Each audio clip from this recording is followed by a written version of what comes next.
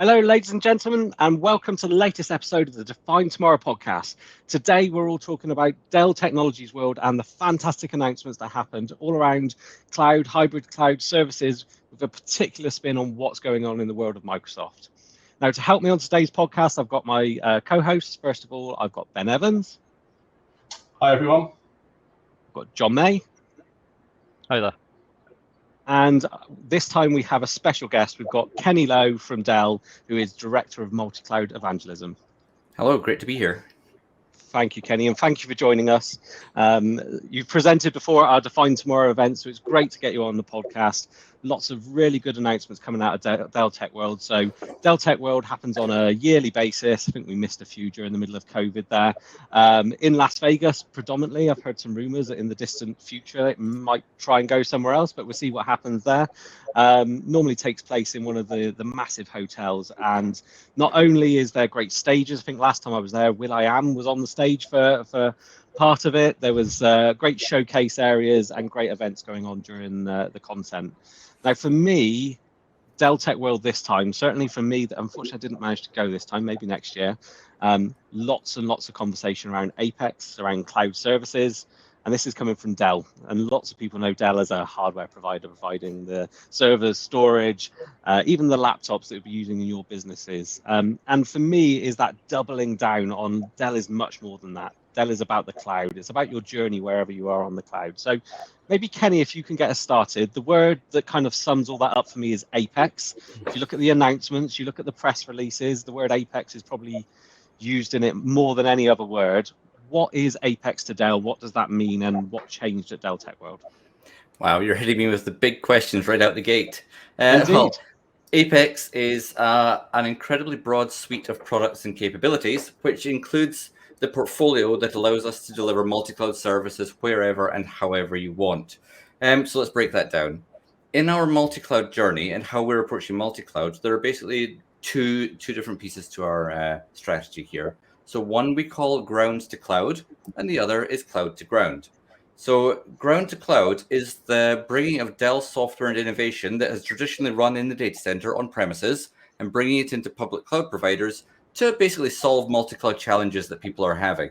So an example there might be in the data protection space. If you're using multiple cloud environments, you probably have different ways of protecting your data within those, which leads to different licensing, different supports, different skills, different capabilities in protecting that data. If we can bring one unified way to do that, that solves a multi-cloud challenge. And that's our whole goal here. It's not to reinvent the world here. It's to identify specific challenges and then solve for them.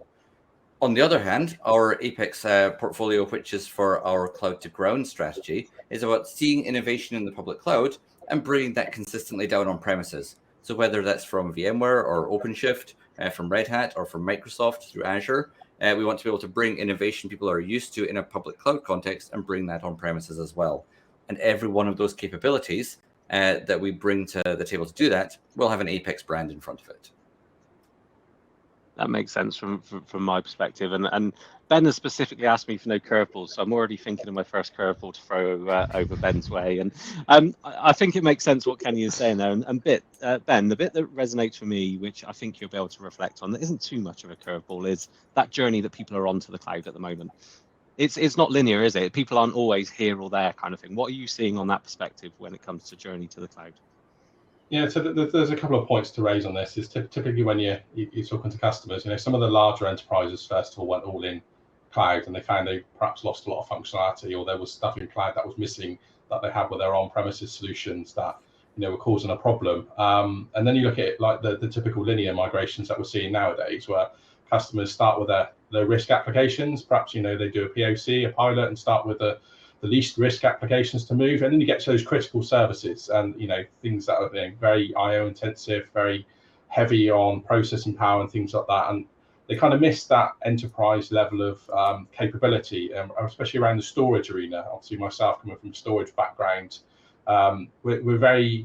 it's very common to talk about the 5 nines or the 6 nines in terms of availability for on-premises storage, and it's very difficult to achieve that in public cloud previously. So it's great to see these announcements coming out, and like Kenny said, the innovation that Dell has, bringing that into public cloud, and then customers can consume that and make use of that regardless of where their workload is. So it takes away a lot of the pain on some of these migration projects. So that's really key for me when discussing this with strategy sessions with customers about what they're going to do, where they're going to put things, and how the best solution, what the best solution needs to be for them. I think that choice and flexibility is an important thing, because we're not seeing this like the journey it was to virtualization, that kind of overnight everybody is trying to do exactly the same thing, going from physical to virtual, and there's a few ways of doing it. There's so many different ways. And Kenny, I like your kind of analogy there of kind of, is it from the ground up or is it the sky down, or whatever the analogy was from that side, because people are coming at this from so many different ways, aren't they? Yeah, 100%. And it really is all about appropriate workload placement now. That is the number one conversation I'm having with people. It's not, do I put things in the cloud? Because the cloud has never been a location. It's always been a model. But the ability to apply that model anywhere hasn't always been there. So the ability to take the same services that you have in a public cloud context and bring them elsewhere hasn't necessarily always been possible. But now we find that cloud vendors are evolving to embrace the on-premises world, bringing those capabilities. And now we can have that conversation more robustly than ever about where is the right place to run the workload in the same way wherever it is. It's a great conversation. I think there's been a lot of talk about private cloud, your own cloud. What is it? And certainly Ben, John and I have spent many years in the world of VMware kind of thing, and VMware vCloud Director, what that can be, vOrchestrator, and people are able to achieve it, but it's not easily to achieve, being your own cloud provider internally. And whilst the tools are there, keeping up to date with them, the licensing costs that are associated with that do make it very difficult. And what I'm seeing today, and what I'm from my side, what is really standing out, certainly with that Dell and Microsoft relationship, is those two items coming together kind of thing, it being more off the shelf, easily consumed, as a service, relevant. So Kenny, why don't you talk to us first of all specifically around the Microsoft elements to do with APEX? Why am I picking on Microsoft with you? So how we know you, Kenny, and how maybe many of the listeners are. You've been a 6-year Microsoft MVP. Do you want to just tell everybody about your background when it comes to Microsoft, and how you've kind of come to be known as a specialist in that area, first of all, and then let's go on to the APEX. Oh, well, for all of my career, I've worked predominantly with Microsoft Technologies. So way back in the day, that was like NT4 and Exchange 5.5, and then migrations from there to future-focused versions of AD and Exchange. And all my career, I worked with Microsoft Technologies at banks and building societies and video games companies and service providers and all sorts. But as I advanced in my career and I started listening to what more people were saying on, well, let's say podcasts and on stage and in blogs and things like that, I found I didn't always agree with what people were saying. So I started putting out my own content to actually give my opinions there as well. Through that, I was able to join the Microsoft MVP program. So that's a Microsoft community program of people who are passionate, community-driven, and willing to share their thoughts and opinions. So I've been on that journey for the last 6 years now. Thankfully. Fantastic. I think we're big champions of community here at Computer World. Certainly, Ben and I have been the experts for many years, or have been in the past. Ollie at Computer World was an MVP for 6 years, a number of years ago now. And certainly, I think when Ben told Ollie that you'd be presenting at Define Tomorrow, he thought of some godlike person was coming to present. So well, it's a small community, and I know Ollie, of course, because he was an MVP. So love community. Exactly. So with regard to all the APEX announcements, then, what stood out for you, or what are the main things that, from your role as an evangelist around multi-cloud, were most relevant? Well, from a Microsoft perspective, we announced a few things. So number one, we have our APEX protection storage, which is protecting data in the Microsoft public cloud. This is especially relevant if you're not just using Azure, if you're using Azure and something else, having the ability to protect your data in different places in the same way. And this isn't actually new. We've been doing this for many years now. Across Azure, AWS, Google, and Alibaba, we're currently protecting 17 exabytes of data in our data protection suite now. This is not small potatoes. And Azure is one of the larger pieces of that puzzle as well. So data protection in there, great. We've announced APEX block storage for Azure as well, coming later this year. This is the ability to deploy Dell software-defined storage within Azure to bring, well, let's say some new capabilities over and above the block storage capabilities available in Azure just now. So think having the ability to have the same block storage on premises and in AWS and in Azure for ease of data mobility, or the ability to have, let's say, geo-resilient active data across different locations within the Azure public cloud. That's a great capability as well. And the ability to scale beyond some of the performance limits within Azure as well, on Dell block storage as well within there, is another capability. So stay tuned for that later this year. We've also announced APEX file storage. If you know file storage within Azure, you'll know that it's an interesting beast because Azure files, let's see if I can remember some stats here. I think that if you want geo-resilient file storage in public Azure, you're limited to 100 terabytes or 100 TB of capacity within there. If you want locally resilient file share there, you're limited to 5 TB of storage within there. It's not a huge amount for a file share. And as a huge proponent of Azure, that's a pain point there. So we can bring Dell APEX file storage into the Azure public cloud to scale up to 1 petabyte of file storage in a single namespace, and then easily replicate that between different environments as well, whether that's on-premises or their cloud environments. So bringing robust enterprise-grade file capabilities into Azure as well, a wonderful thing. The final thing that we announced from a Microsoft perspective is the next evolution of our Azure Stack HCI offerings, which we call the APEX Cloud Platform for Microsoft Azure, which deserves its whole own conversation here. But before I go into that, curious to hear about your own journey with Azure Stack HCI to date. I think there's some bits to break apart in there in terms of what's there. So I think certainly the storage services, previously they were known as Project Alpine, and I think Ben and I have spoken about them before. Is that right, Kenny? That's right, yes. Yeah, so these have been kind of promised for some time and are now, what has been announced? Is it now general availability? Is it a promise for availability? Where are you with the release and getting these in people's hands? General availability of block storage in AWS, general availability for Azure later this year. Okay. Same with file storage. Later this year in AWS, and then a little bit further out for Azure as well. So we're not far off now, and actively looking for people to join beta programs and preview programs as well. So Ben, with the APEX storage elements, how do you see people consuming that inside of Azure? So I think that the key thing I'll say is it just opens up a lot more flexibility with customers. So the way I see the service working in Azure is customers have the ability to attach effectively local NVMe style storage as managed disks into their Azure virtual machines. So what that means is you can get a very sort of high level, higher scalability type of storage for those workloads that need it. Now, typically with the traditional on-premises storage arrays and things like that, you want all the bells and whistles on there, thin provisioning, cloning, snapshots, active replication. So putting the Dell storage into public cloud now just opens up more possibilities for customers that have gotten the need to run those type of workloads, those style of workloads that really need that level of performance.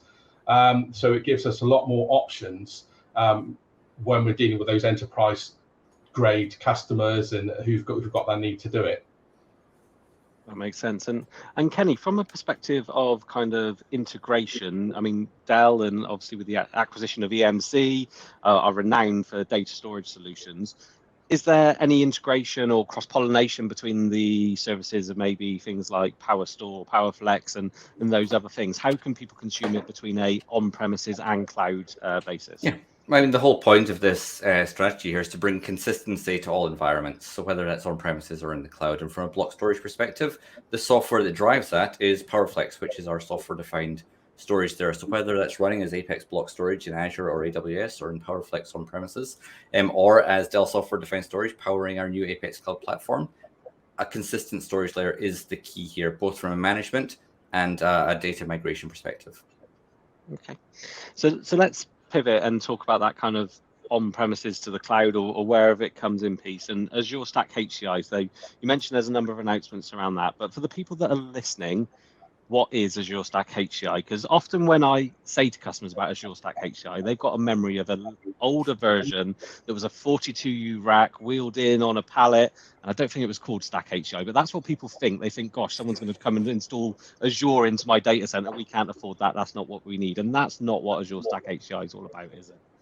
No. So that product first announced in 2015, wow, we're going back a while now, was originally called Azure Stack, or Azure Stack if you're in the UK, but I spend most of my time with Americans, so it's Azure Stack.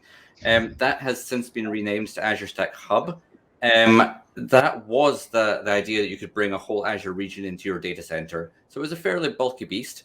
So it had the Azure Resource Manager in it, the Azure Portal, the Marketplace, a whole bunch of stuff in it, which made it fairly large. Now, for some use cases where you need to be fully disconnected from Azure, it still makes complete sense. And we have a lot of customers still using and consuming it, but it's not a small entry point. Azure Stack HCI is a modern hyperconverged infrastructure, which is better connected to Azure. So all that Azure goodness still lives in the Azure public cloud, but by connecting your Azure Stack HCI to it, you enhance it with Azure services. Does that make sense? Yeah, that makes perfect sense to me. And John, from your perspective, obviously, much like Ben and I, VMware guy traditionally kind of thing, working with customers with quite a lot of VMware, but now you're finding customers are starting to have those conversations about Azure Stack HCI, aren't you? Yeah, very much so. I mean, we see a lot of people now kind of considering that.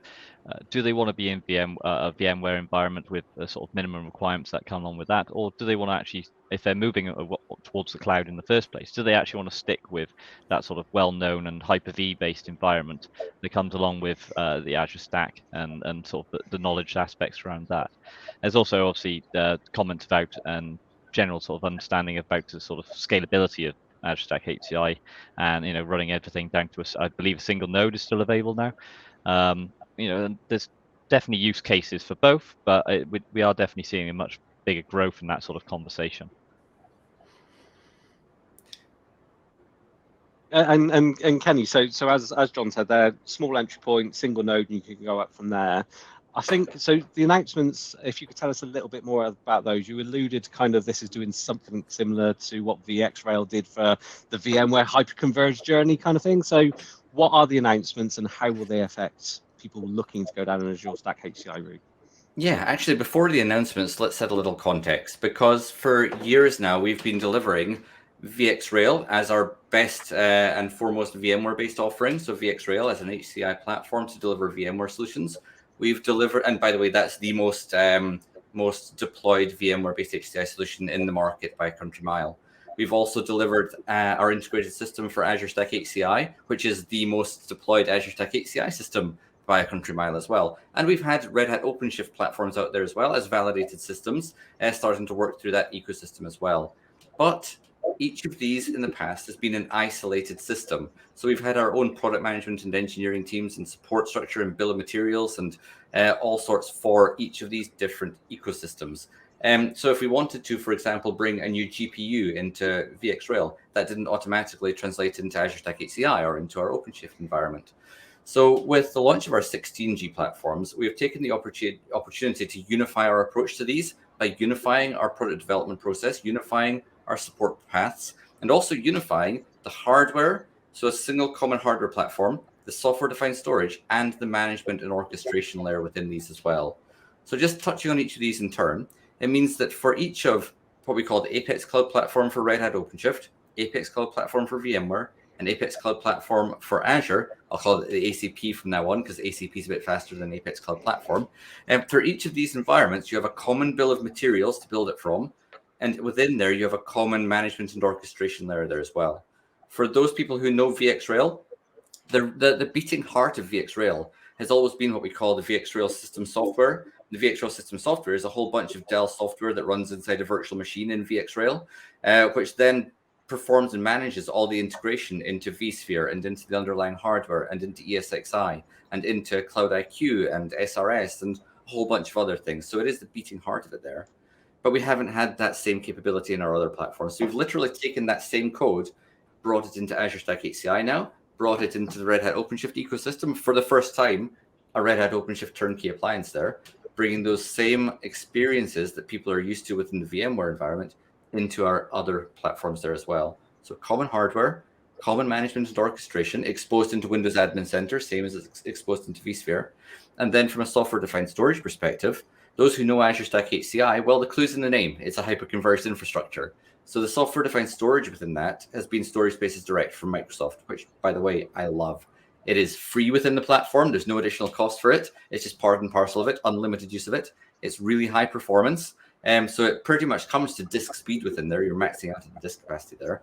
But because it's HCI, there are limits in what you can do. So you want to scale the storage and compute independently, you can't do that. small compute and large storage requirement, you can't do that. You want to have a storage pool that's bigger than a 16-node cluster can handle, you can't do that.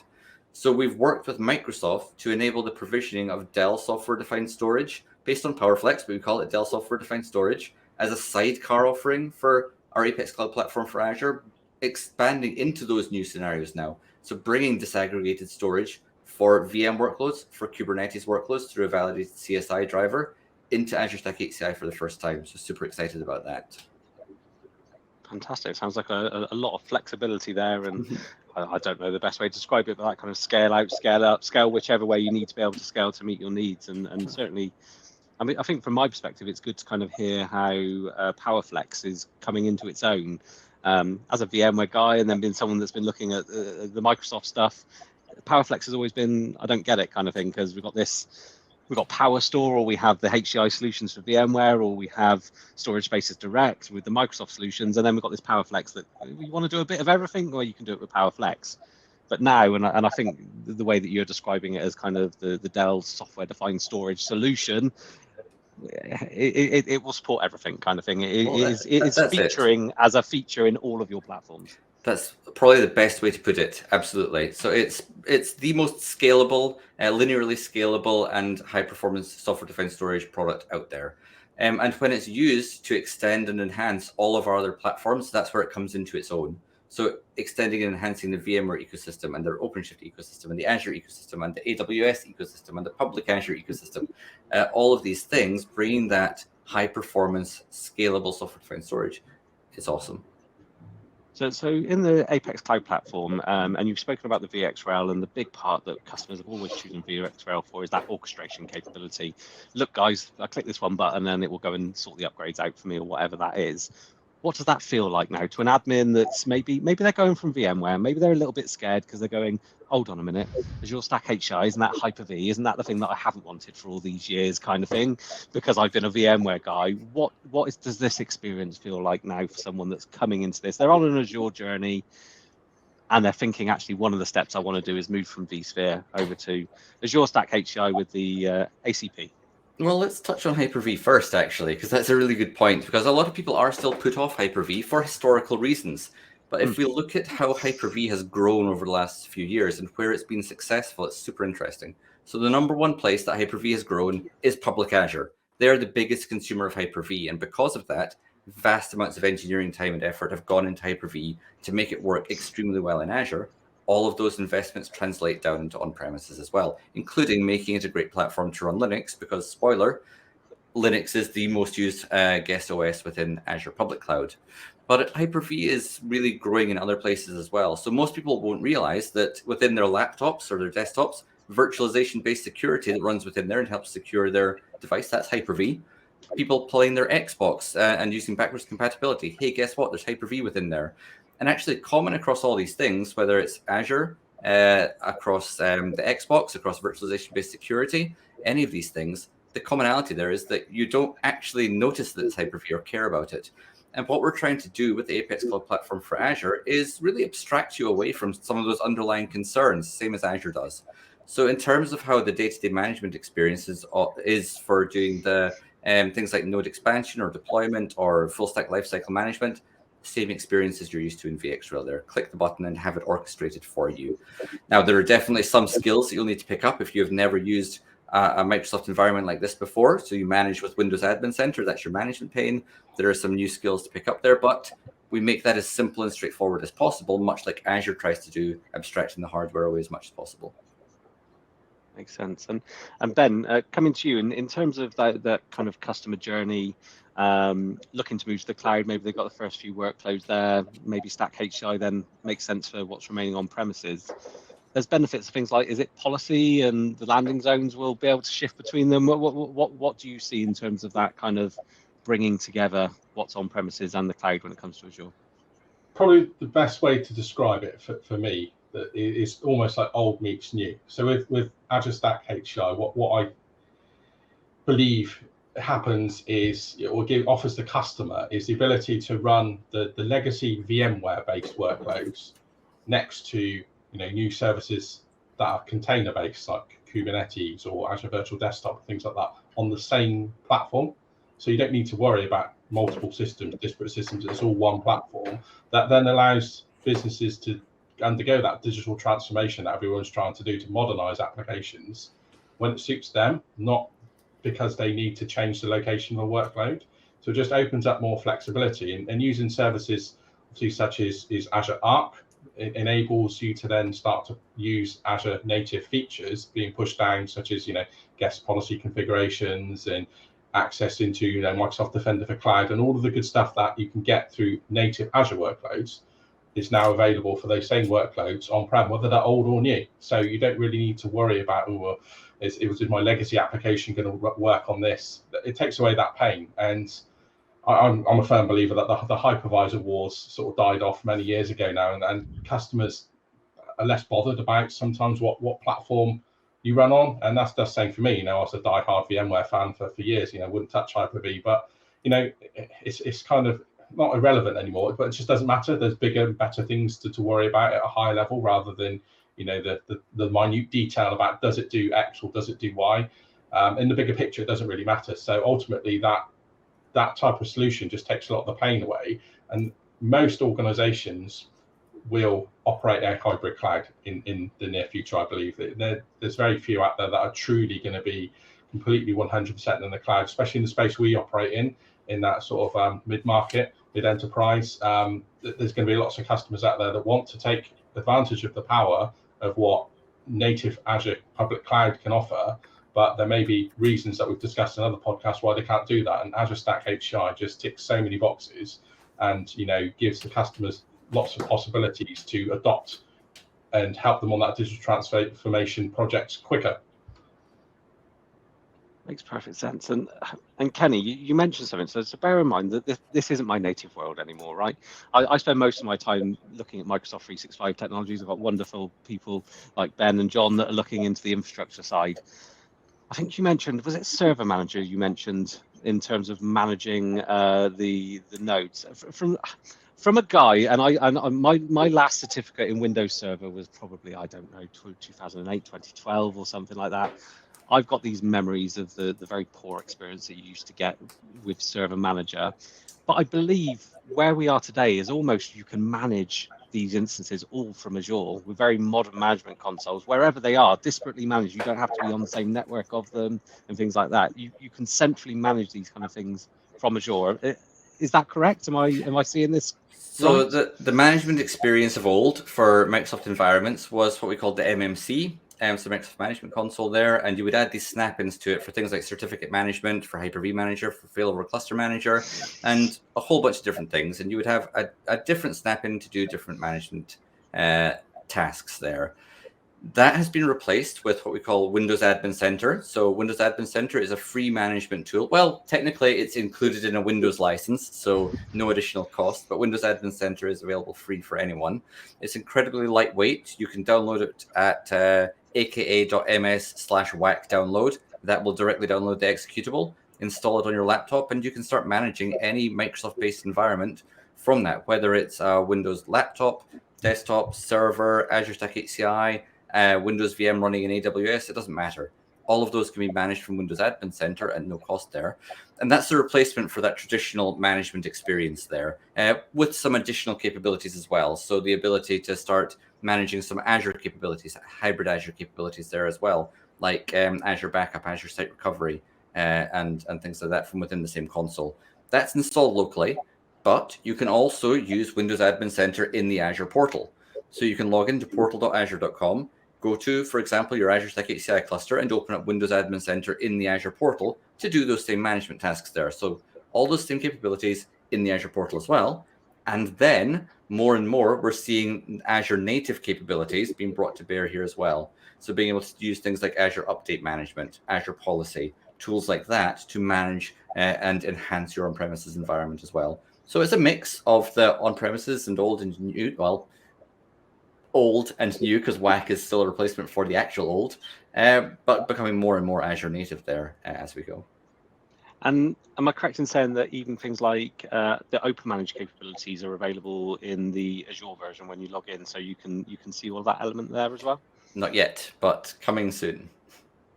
So that's an element where you're going to be able to manage maybe more of the physical hardware side of it. So that's if you want to manage the physical hardware elements just now, you need your edge local installation of Windows Admin Center on your laptop, on a gateway, something like that.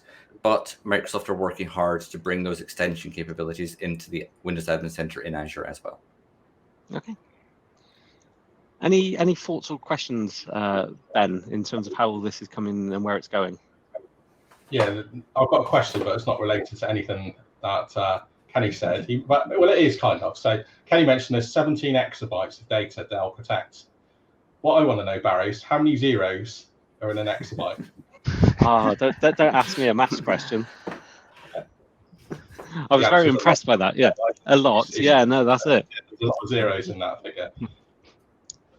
In a serious question, obviously, for me, the current iteration of Azure Stack HCI, Kenny, that exists now, what's the primary difference between that and the ACP version of what's coming? Is that a revised product? Are they two separate things? Are they one and the same?